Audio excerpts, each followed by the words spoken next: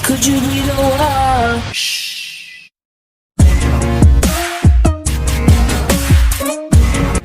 Halo teman-teman, Assalamualaikum warahmatullahi wabarakatuh. Kembali lagi dengan aku, Putri Lila Agustin. Kalian bisa panggil aku dengan nama Putri. Nah, di sini aku akan sharing pada kalian mengenai dunia kesehatan. Kalian pasti penasaran kan apa yang akan dibahas kali ini? Yuk langsung saja. Di sini aku akan membahas tentang menerapkan pemeriksaan penyakit respiratori berdasarkan manifestasi klinik. Yang pertama, infeksi saluran pernapasan atas atau ISPA. ISPA adalah infeksi saluran pernapasan yang berlangsung selama 14 hari.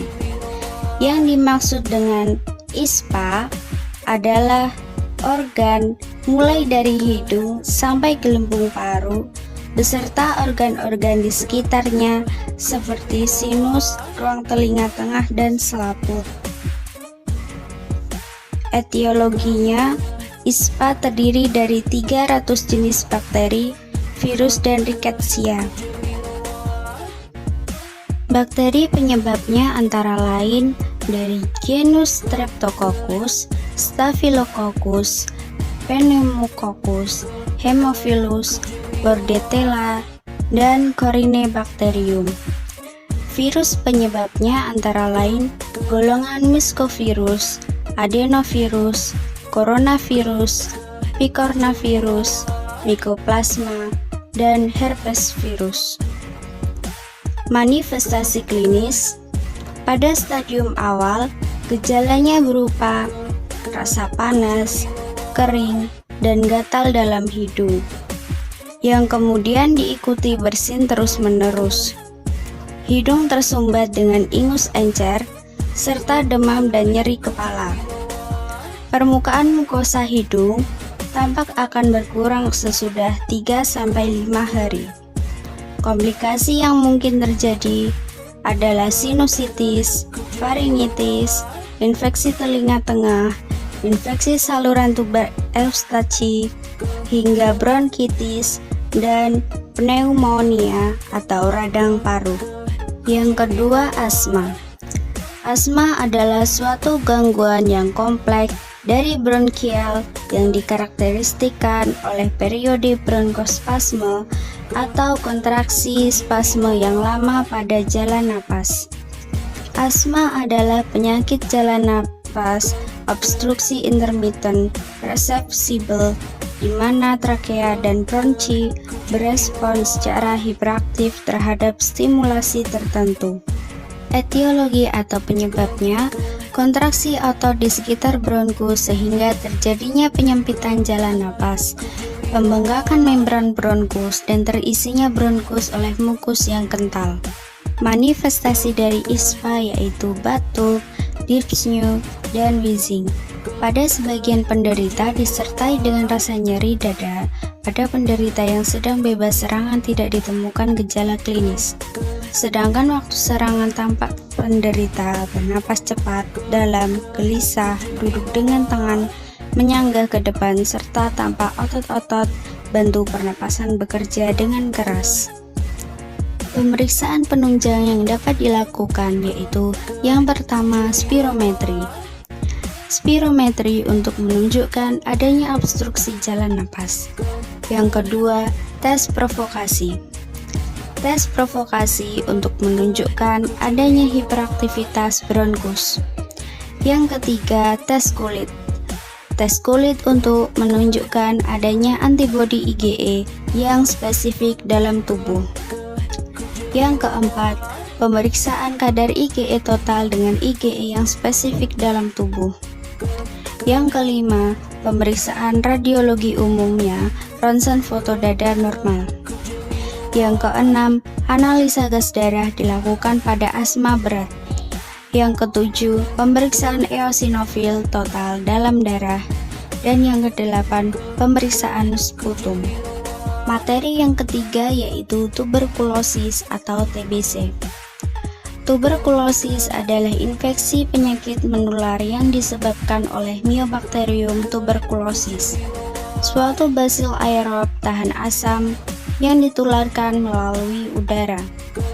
Pada hampir semua kasus infeksi tuberkulosis didapatkan melalui inhalasi partikel kuman yang kecil sekitar 1-5 mm. Etiologinya yaitu bakteri Mycobacterium tuberkulosis. Manifestasi klinis atau tanda gejala dari TBC ada dua. Yang pertama, gejala respiratorik seperti batuk lebih dari 3 minggu, batuk darah, dan nyeri dada.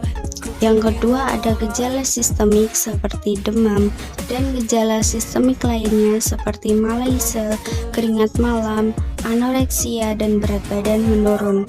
Pemeriksaan penunjang yang dapat dilakukan untuk TBC ada kultur sputum positif untuk Mycobacterium tuberculosis, tes kulit atau mantok untuk menunjukkan infeksi masa lalu dan adanya antibodi, tetapi tidak secara berarti menunjukkan penyakit aktif.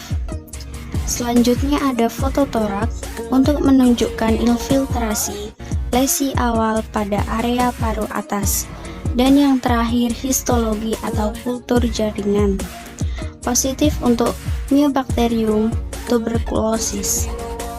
Penyakit yang keempat yaitu sinusitis. Sinusitis adalah suatu peradangan sinus paranasal.